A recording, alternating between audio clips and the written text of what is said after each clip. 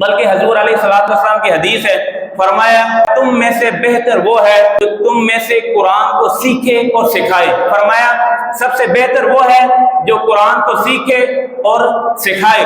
حضور علیہ السلام نے فرمایا قیامت کا جب دن ہوگا نا، جن کے سینوں میں قرآن ہوگا، جنہوں نے قرآن کی تعلیم کو اپنے سینوں میں سمایا ہوگا۔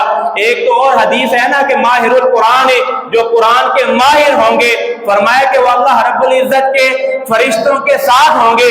ایک اور حدیث حضور علیہ السلام نے فرمایا جس شخص نے اپنے سینے میں قرآن کی تعلیم کو سمایا اور فرمایا قرآن پر عمل کیا، قرآن کے حلال کو حلال جانا، قرآن کے حرام کردہ چیزوں کو حرام جانا، فرمایا کل قیامت کے دن اس شخص کے سر پر ایسا تاج سجایا جائے گا جس کے آگے چاند کی روشنی بھی کم ہوگی، جس کے آگے چاند کی روشنی بھی مان پڑ جائے گی۔ اور فرمایا کہ اس کے والدین کو، اس شخص کے، اس حافظ کے ماں باپ کو کل قیامت کے دن ایسا لباس پہنایا جائے گا جس کے آگے دنیا کی کوئی اوقات نہیں ہوگی۔ فرمایا جو لباس حافظ کے والدین کو کل قیامت کے دن پہنایا جائے گا، فرمایا اس لباس کے آگے دنیا وما فیہا، دنیا اور دنیا میں جو کچھ ہے اس کی کوئی اوقات نہیں ہوگی۔ وہ والدین حیران ہو کر تعجب میں آ کر اللہ رب العزت کی بارگاہ میں عرض کریں گے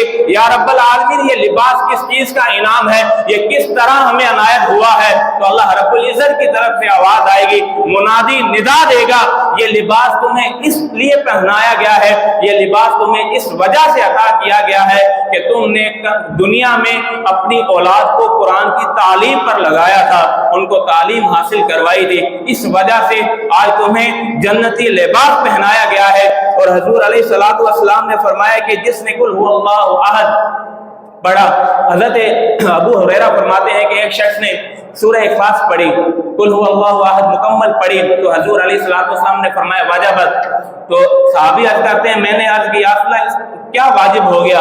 حضور علیہ السلام نے فرمایا اس نے سورہ اخلاص پڑھ لی ہے، اب اس پر جنت واجب ہو چکی ہے۔